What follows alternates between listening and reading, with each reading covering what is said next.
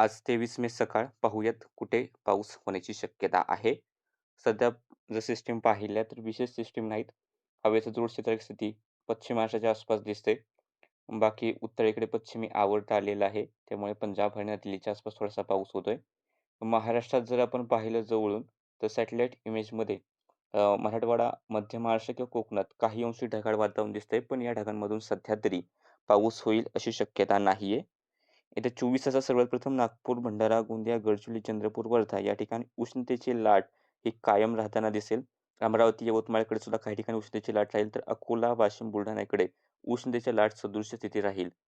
पावसाचा जर आपण अंदाज पाहिला तर साधारणतः पुणे, सातारा, सांगली, बेळगाव, सोलापूरचे एक दुसरे भाग, अहिल्यानगरचे एक दुसरे भाग या ठिकाणी 50 ते 60% शक्यता आहे, की मेघगर्जना आणि पाऊस होईल.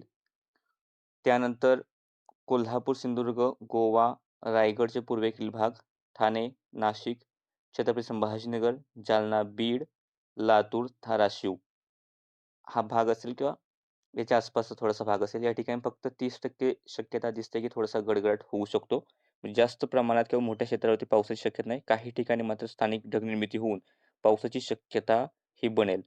राज्याच्या इतर ठिकाणी सध्या तरी पाऊस होण्याचा कसलाही अंदाज दिसत नाही. काय बदल झाला तर अपडेट देण्यात येईल. लाईक, शेअर, सबस्क्राईब करा. Facebook पेज फॉलो करा.